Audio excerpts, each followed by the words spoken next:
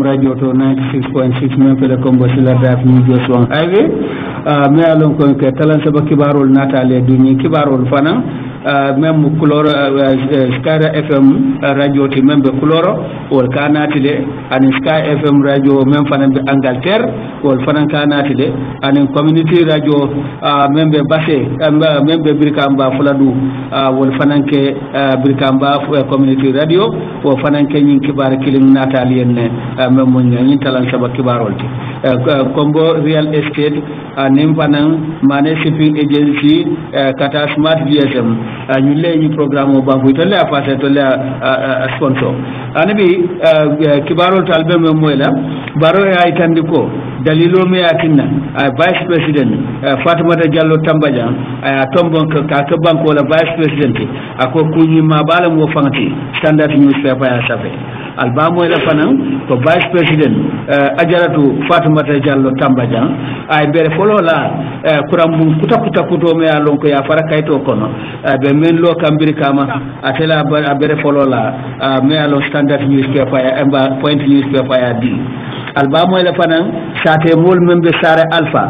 tumanna banko ka URR wolle jama be kili sama sibito ay la bere folo me ba lala pour l'hôpital kuto me ba lola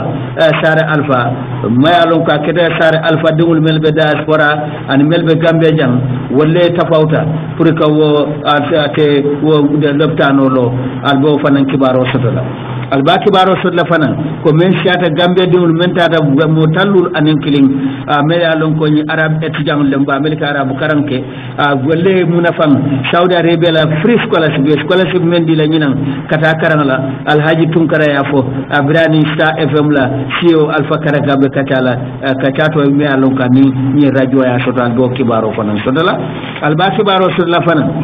alhaji kafo me yeko alhaji Ibrahima Tunkara fanan be pipeline wala konton dodi gambian ko bela adum fana ya maro fananke pour molsi sabare nyimman sakunda kutoye membe do ko kekan alba moy la fanan ko do keta yundum me alon ko APRC muso do wala tata boy coalition muso do kala fondato ñu yundum bala tanyi musonni ka bortale police wol bulo man la kam folo anin kibar to manu do le moy la bi ñin talan saba barul to ay tandi ko sate mol membe sara alpha membe to manna district URR wolle jama be kili bere la folo me alon ko ba kele la loptane bala men ya lon ko bere folo la be kele ni ala kirita la sama sibito november karotil tan anin kilin membe kele sala alpha to manna banko kan wengode ay tandi ko honorable minister of health babelale kata gofono membe URR anin banko kumba jamabe mabela nunje ada loptano de melia sponsor ba mel bulo ba koto wala musate mol membo de sare alpha ibe dunia bankol kantare diaspora ani melbe gambe jam abunya kiliro ya kindi his excellency president Adama Barrow anala cabinet be anin URR banko be surtout tumanna banko anin ya bunya shindi fanan kiliro shindi honorable Fode Dramema dibito membe tumanna banko kan anin honorable Ousseynou Dabo minister of foreign affairs anin police commissioner membe Basse Famara Diallo kata Alhaji Sadio Baro Star FM radio anin Gambia jama membe Bantala bankol kan CEO Alpha Karaga membe Star FM radio to wala kibaro nati jam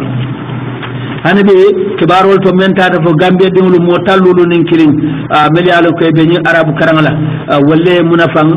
scholarship la wala mun yela karang bejo ani da tamo be kata Arabi Saudi man sakunda o kere ke Gambia e nyinan samo adu alhaji tunkara me alon ko haji tunkara be diamula to men Star FM la CEO Alpha Karaga kachato menga nakum kilinga soto alhaji haji tunkara me alon ka bota sudu wolle tandi ko Saudi Arabia sanji jama ke nyinde maroke bari nyinanta drong Saudi Arabia mendi anyone manka doto gambela tarikoto tumo menna fondin ke tallulu nin kilin melbe arabu karangla ya scholarship di wala free ibita karanna wala mu ila sabata dula ila domoro anin koku ninga tra ila ftakela Saudi man sakunda hanatra ye lifo soto mina kumba boro la ila dimbali Gambia jang Saudi man sakunda la be dunna bela ade ay tande ko ila air ticket to anin tamaran kol be Saudi man sakunda le duntala Haji Tunkara ñi tandi fanan depuis 2001 dolli si na fan la dolli si ñu dolli si fii si poste de Dakar 96 allez docteur allez docteur tourisme docteur 21 ba 25 action ak wala Haji Tunkara ay tandi fanan ko de to lebe marale la eatike to anin koku ila sabatla ila dañinu anin ko be ñi tandi fanan ko de Haji Tunkara ñi tandi ñi motallulu nin kilin mai ko abbi be kayre ko ne be futata Arabie Saoudi le ñin tembe be la karanke kanne ifutata je ñi octobre karotil kanne woro Haji Tunkara ñi tandi ko ñi meltata ñi arabu karangala be fanna jamala karanna bire luwala karola kata sariyam anin ku jama me alon ko be gunda jamala faran karanna ada ay sewta kay tandi ko de ye karanga datile ñin tembe Arabie Saoudi hanibi yitande te Haji Tunkara akode ko momen hapotata ñi nan sango ka bonan Saudi Arabia scholarship di menna anena man ko doto banko la tar ko anena man ke ñi banko kan akode wo be tum fanan ko sanjol men be tabita e ko mo dantan ne di melale ko scholarship di le ta karan bari ñi nan ta drom mo tallulu anen kilin mel ta Arabie Saoudi adi be karan ke kan ñi tembe ade lahido bi ko ye gambe dum le mo tannan nin kilim fanan scholarship di la wallahi ta karam free Arabie Saoudi alam mabe ada ye ni tande ko ito lebe la fon be jola biri la ta ila sabato ila domoro anila lifo ko be ito lebe maralan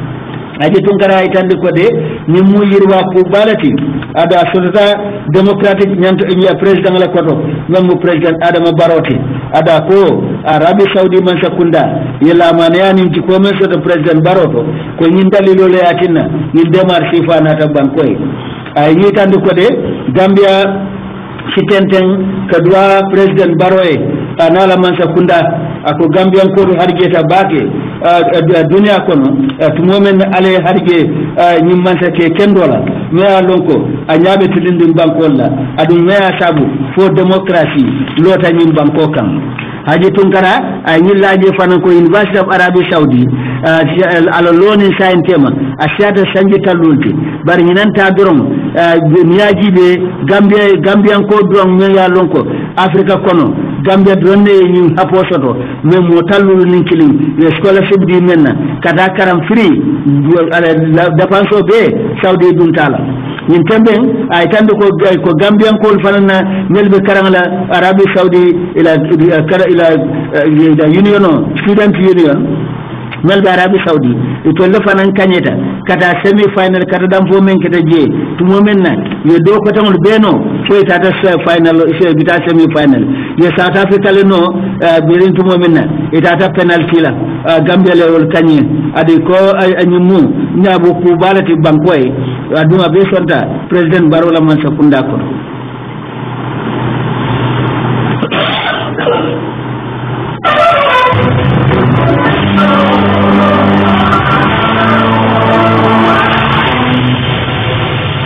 Haji Tunkara atentenda ni tande ko de yimbe sunta president Barola man sakunda la koto ada ko banku keme banku taworo mel dimul be karangala Arabie Saoudi Gambere tambita nyaato fata ay kanyeta faketa tata semi final ada ay tande ko ila dabulo je ni banku taw keme banku taworo le ñoo sabala Gambele qualified wala timmata kata semi final wala kunya fulan janti pour la student union na Karola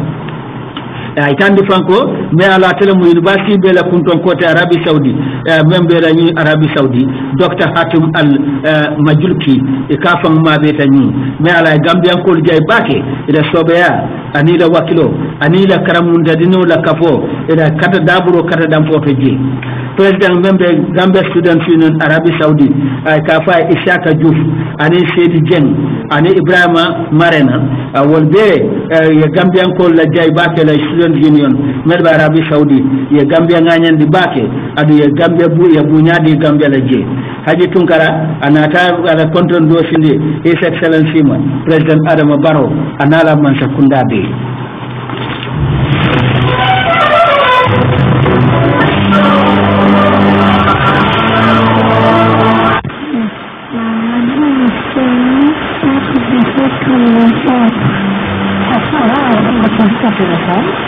Aujourd'hui, une difficulté supplémentaire.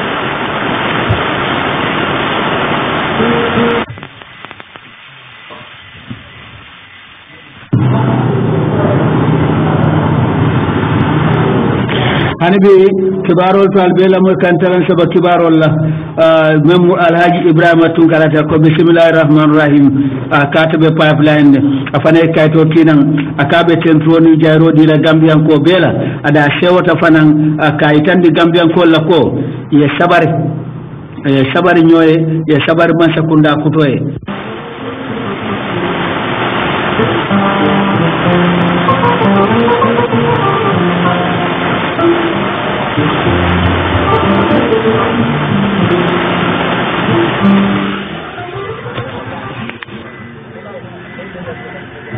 jayroni konton do sindi gambian ko bema ada e sewta president barola man sakundala ay ni tande gambian ko la de koy si sabar barola man sakundaye ako bumu kallo no kilin ako kar konon to karta ndorom wote ko membe keri ani banko la ke banko be do ko wat kilin ako muka keno ako bayri folo bina do ko kala e ata sobulo tebulu pel tebulu joran koten tebulu ko bullo jannabe timala sobulo ko be dal fo bumu be lola ako be wati talale ako walatinna gambian kodu akoy bata batale ni sanji muanni fula tambila akoy bata men kono anin bata men kono wo mo manyan na jina la wala tik tarinke ako banko mul manyan na jina la tarinke de ako allah taala wala ke president tombon ako ala tombon wala president baroti du banko mul nyanta o fahamulale ako president baro anana mamiranu fami kala nyatan kati ala la kere kerolem ako to molu isinyin lon ko bitele carte fay president baro e fa kanyeta yo wato diala bari sanji nuno fang do ko membe kering banko kan akata bannola ako sanji tan asido ko to konole lafta men kenola asaftandi banko mon ako ne atra ya jibe ko hanabi ala ko e wata ako si sanji tan diala ako kamala ako mole bula man sakunda noma projet do korke men si banko sambanyato o kamala be kilo kala banko mol bela ko e kamben adu ye tilin noye ako fitino moli o landi nyonen moli o landi kuma jawo moli o bulaje ako gambia mu kilinati o kamala ako ate lonko sanji lulu do taw do ko bannola de murado membe nyimma sakunda ko to bulu ako hani sanji tan taw banda fam ako kamala ako president baro abe yindare da don ani mol fanansi silodi molla ina kar nyoje no isaje ko watini wati modol sippu modol faye nyalo ko tumando nani wal man nyoje ata wal tafutana o kamala ko moko na be para soto man sa fundala karola ikoy ko banko le sabotage mbay ke tinyaro le ko banko soto fangla akoy mada akoy ata amang dambarola de e be banko be la ako duni kam ako dum alake ma ko la de ako ala be wanyar lalde ade be halaki la fanan momo ya lon kay ko banko le sabotage pour ka fu koy malla fi man sa fundala ako momo yo ke lonkanti ako ala fi halaki bari mandan wo barola e be banko le fang batandi kan adu banko la hako ako to kunne marito ako to mole akil tubake momo be do ko kula isikilin ani sobe ani wakilo kije ani banko kano wala mu alhaji ibrahima tunkara pipeline ay ni ko mole fonno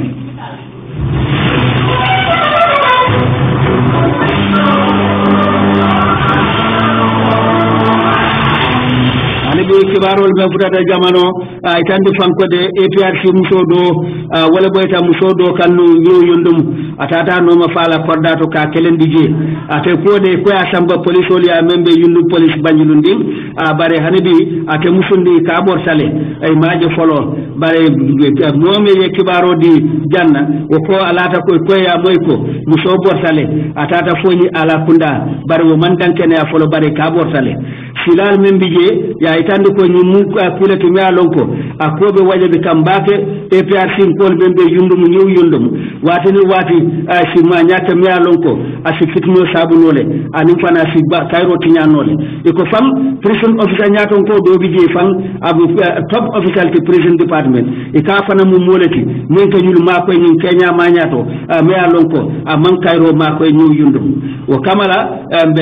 ya maro men kala don wala mu nyindi ko ni momo e o kusifaje e kana mare fitinandi de e men kala don ta police kunda to ya kala me je ni wol man kuno je e ba shambala do alto dlame yalo ko kube no la je in adu amam me fam hanen to fam kundi men fela alaji sajo baro amam me serere muso do abe nendiro la fabe men sakunda ne kan nda dabula taw fela fam bar serkule kambano do nata lo ayo makato bayjele ami manta da wada fam ay muso dende ana denyol amam me wulin kam famto prison officer do muso le mo fananti ni muso do dun tanyola la kordato faye notice o diala wo fanan abe president baro le nen kan ente kundi mo bare wo ko do nyam do ngani kono tamalale ke ñi musundi be alon ko prison officer lem membe do ko la ñin tambe uniform o bala hani bi sintu fanan me alon ko abe kombo jam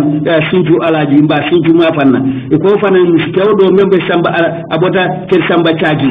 wo fana be la moy kar radio la ñin commission la suti do bi jew mu APRC de wo kay ko ay radio fa atata fala be la moy la commission la fa na dun tanyola ko e finta la korda kono wo fanan kete jede mbe même fala bolé dorom de any provocation nin atra moye toni ada manke suwat a manke siloti fa ka bulale lale ila sembo danta dana wala bu yeta police kundato ya kala na ji nim police wol man kesse bo jabato ji dol bi blado bi je me aloko wal bo no bol bo makato baylale mfana siwo ya maro di Allah ñoo men be la moy kanyin tembe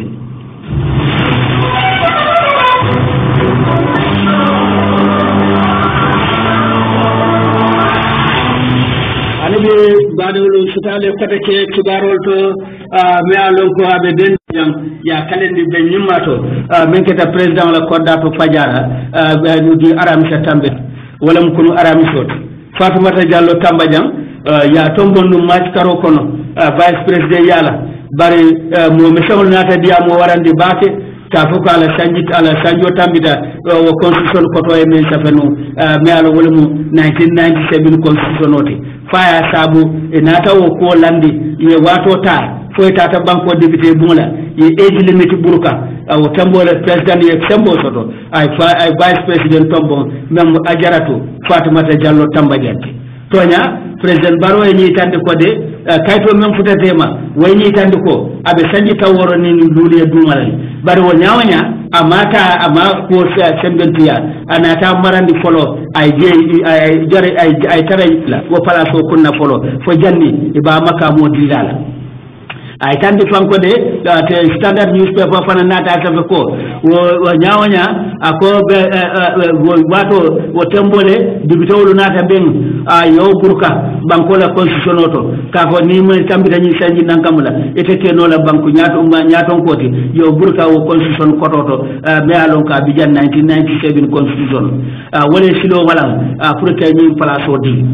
que president baro abe diamula tumo menna vice president ajaratu Fatoumata Diallo Tambajang toloroto men keta state house fajara akwa ketanye iseo bati ani nganyaram ani jiko fanan ko ngani bota me alonko londo babulu bake mo ya Gambia dum me alonka sobe yata bake adum fat surtout fan fare fan musole mati palaso me alonko aduno warta adu ngalumko aduno barakata aduno lam me alonko ata mankilala do kola to president baro ya itandi ako ke me kelomenke pour que Cairo ani yirwa nati banko kan adata junale meta bari mo dantan malla nyinna ko mbe mo dantan malla nyinna ko mbe kanyelale pour que nyin Cairo nati ani yirwa nati jam bari tonya ala natan dema nkanyeta adum lafaro mo dantan melia lonko wolle katata pour nyin ko e keno wo mo dantan wol kono Fatoumata Diallo Tambajang bijele Fatoumata Tambajang mo bambandi mba mo sobe ba lonnala mo professional olem me londo timaren babudu daji ko barakama fanan bala mole me alonko akun fata bake ada londo soto ay do ko me alonko londo babudu min koy ta mo fereng pour do ko la karola anita mandiro la karola ala calendar ben ya itande ko bang ambassador membe shirin Gambia jam wal be ma be ta jele kata cabinet ministalu anin Fatoumata Tambajang badimulu anaterolu melia lon ko be na tamba be ni je ta tumomena ya kai adu tumomena ateketa sabole fanti nin kuma te mun nyaton ka balati telmo fondamenti men sabuta fang nin ko le sono lota mi alon pati woro wudo be da porta wi kafuta nyoma fo ya jamme bay nyim banko kam Gambia ñin tembe mu calendir jamal be banko dala wol kono julomen be banko la afu matale mala sam la karola sulo bi jele bi julomen man rahim wa sallallahu ala sayidina muhammadin wa ala alihi wa sahbihi wa sallama tasliman rabbana atayna min ladunka rahmatan wa qina min amrina ragadan bismillah ani be mala sama la tola burado bi je men nyande to bodola jilo men be bankola adi warta bake adu man ta kundala doko jamala doko bundal fanan mantara temberin adu fondin kewol fanan da doko so do balia nias man ke mo ke be tansa banin sayo bebe shirin bi de wa challenge dol be man ta kunda dalal adu ba katala pour ko dokolu dada pour ko dokolu tokoto ada nyaatilim fanga bo warla menna wala fondin kenni musolti ajaratu Fatumata Tamba Jayafo akon campagne la hido men di campagne kono mbala hido timman la vice president yafo de vice president ako asewota bake nyim banku ba memo gambiati akaka ko vice president ti ako murade bale ba nyaati la bara kala doko pour que doko ka banko e banko dumul be anim fanan ke al so de maro fanan me alonko aba soto la president bulu anim banko mol bulu ajikita ko abe doko kala nyamale mole me alonko te Fatumata Jallow Tamba Jang former United Nations do kulalam a joko ke dunia be la kamben ka fotale adu tahan londi tabul fanande ay do ko kenum wati dantam 1996 ya jamela man sakunda ko donu bari amanna meje anata bondi bari ko mole me alonko motilinde mba aniya manna tanu bara la tilene sobe yakam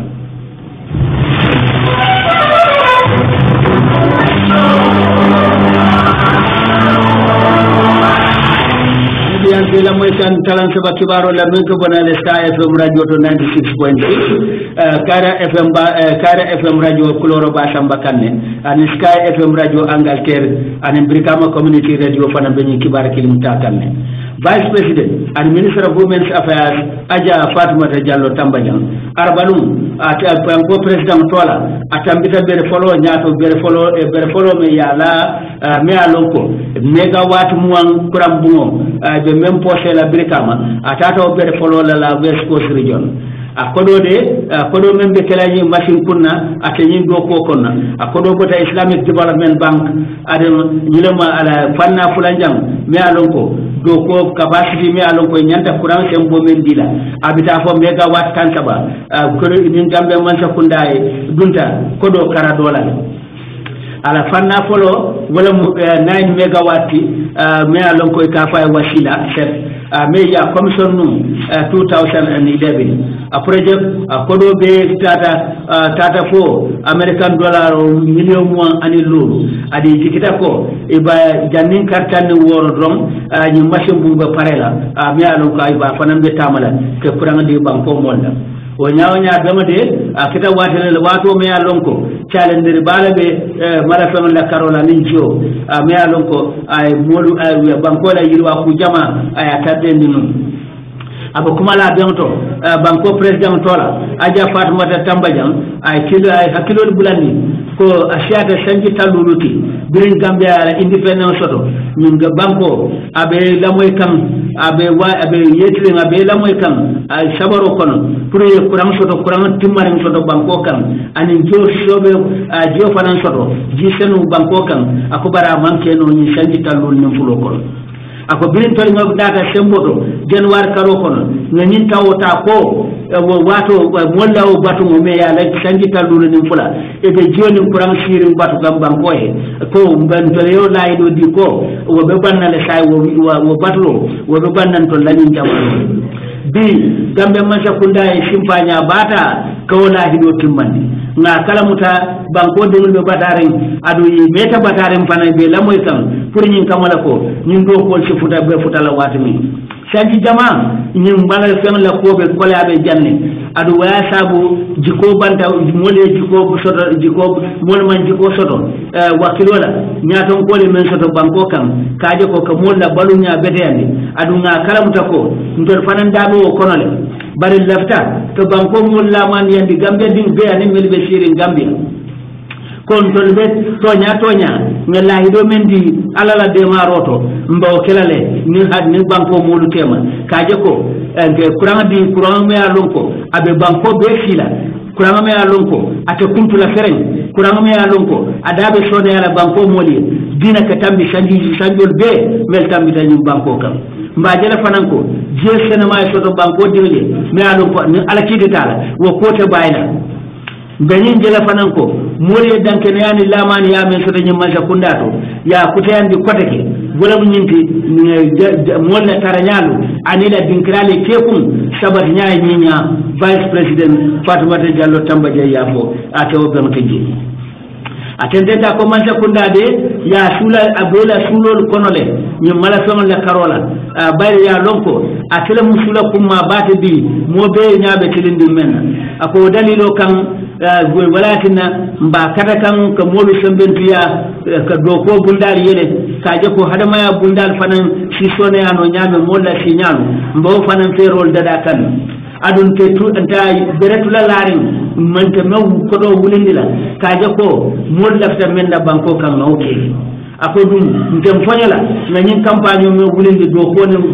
sobe yala ngem molla ko ma fereng kaje ko ngani do ko futani aji kandi fananko man ka kunda ya kala muta muradu ba men be nyatinana nyabira sanji mo anim fula maral kurum men be nyum banko kan anim fanan banko na fulo ka dundulal minto meli alon ko anin tamande silol me alo manyinya imam ben adin ko me alon ko imam ka banko la hajoti wol ketan dum tamarin silol bi anin tinyaro me alon ko ya ka banko soto banko na fulo la banko dum la na fulo me alon ko banko nyanda tamala yo kasaro men ko nafulo la anin kundal men ya lon ko be banko kam yo nafulo men kasaraji anin pro anin nukum men be kere nun banko ka span sa nyame e mukar sene ende banko molma asotota nyaadi la naketa nyaadi le wonukum men be kere nun nyimbe mu ngatalati men ya lon ko nyim mansa kunda kuto ya keta atentende kay tanduko shayinde ne nyaatili nyaabe kala menti walam ka falindiro naati banko kan fe lamaniya warandi banko moliya lamaniya soto man sa kundala tamandir nyaato milebe silodi lan na fanan ka fondement bambandi londi ka tamandiro ke tamandir sila kendor na anin fere kendor mele alon ko yirwa sina banko la fanko karo bena akode vice president aja Fatoumata Jallow Tambadie ado kumala akode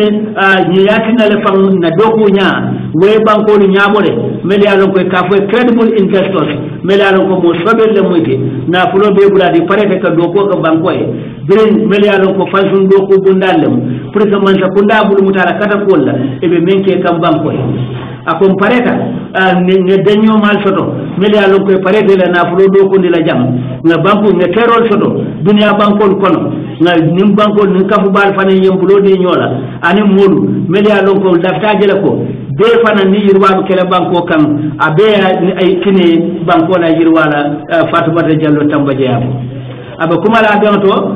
sola joina depuis me ala lota chairman e board of directors nabek je ako nyindum mutari kolek ado yirwa bala mu nabeki ako tari ko len bayri ni nena man soto banko la tari ko ako ni mun nyaato ta balati même mu simfanya bati kaje ko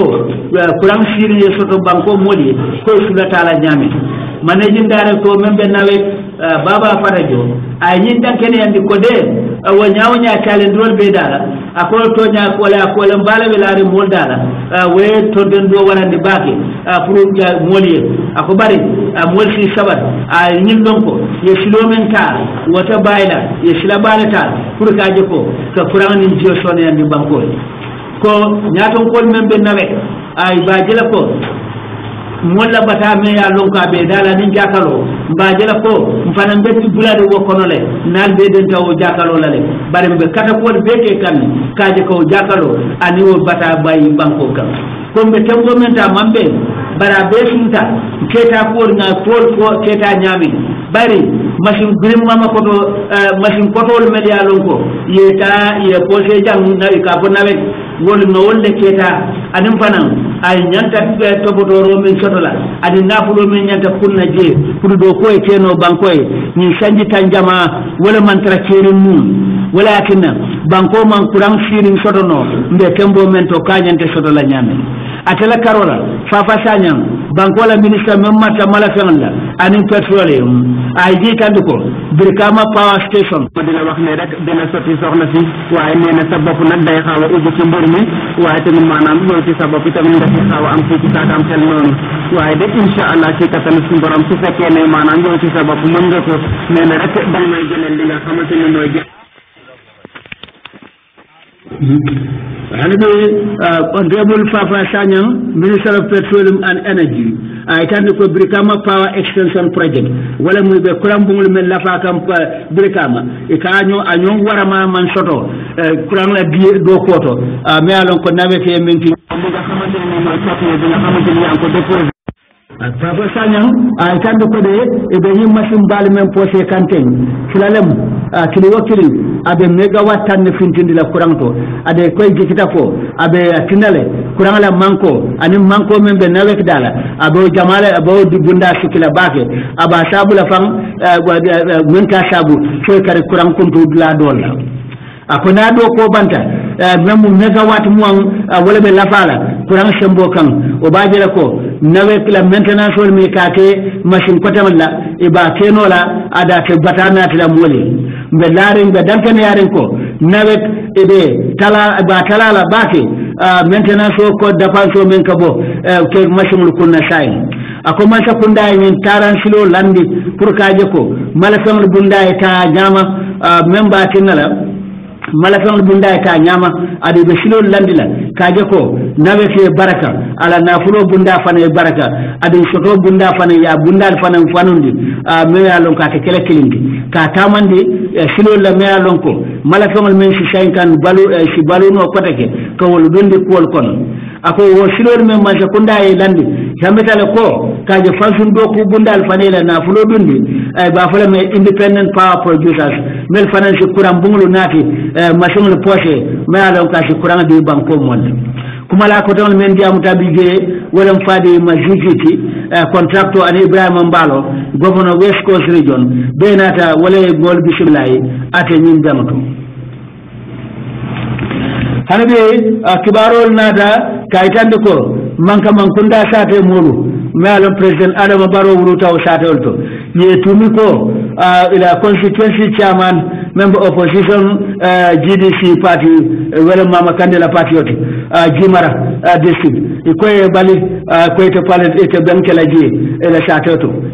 ya ko ni ninka ka seneyandi GDC la chairman o Sara Jaw akwa ya teren bir sate modolu tata kan ya kalamtan ko ila sate mole kan menta ako mo kilimbe kono ikafa alaji baci balde wala sate gam kili ada ni tandiko sate molu ite sonna GDC gam soto to la atela kodda kono ay nyimfo ako sate molu GDC ako ni tentente tata wo meeting ke ako ibe hin kanina ko ya sate alkalo fanyandi ako ana to famta ta alkalo ya kafa kanyim ko kalamaya ako nyimfa ko akay nyimfo alkalo ko janni Adama Barrow ke president nde korda soto manka man kunda jang wa ko mala aw kamala sate mol man nyanta soto sembo soto ka fo kon tan findi ni sate kon ay alhaji bati balde ay oto kuya akoba katakanne ke sate mol suka kama ako po fonni ke sibula kama ni la motor be dunna ako way ni le foko isibun berola akata da sefoya kan man sane ka faye ni sai da yin janko ako sefo yin faye ko man kaman sate man kaman kunda sato kunun anin man kaman kunda sato bi akaye fatatal de o kamala akaye woto kafuma mbaye fonye la yin ben sifalle la sato to ako sefo yo faye hanmi akoy nata dibito kala mutandi memu jumara dibitoti alaji so ko ko te tanola ako lafta mba senen la ko momoɓe ñin ko koma aɓe mba londilale bari luwata kerim même mbatina political party te ɓen sotonola dinkira to ka fo président o ɓuluta ñin satewol to ite ɓente nola ji la député o so e danda laalo kam wolla mbeɗa ɓe ko koma koye foño kuusi faala bari a si kaari o tiñano anin tenkum jimara je ako mbe ɓen sotola satewo tole natara suuɗoɓe jeele ako nga regional gouverneur nga kalamutandi de nga police commission na kalamutandi nga chef o kalamutandi a kolale a sate molu akoye man kaman kunda sate molu man sombo soto to bala jiɗi sila ɓeŋala ila satewo to buto mbaɗimolu mbelo laale janne fo bari kankularol bijan isimel sindal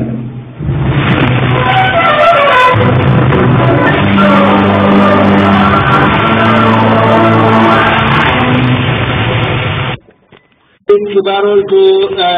kafo smart GSM ate mo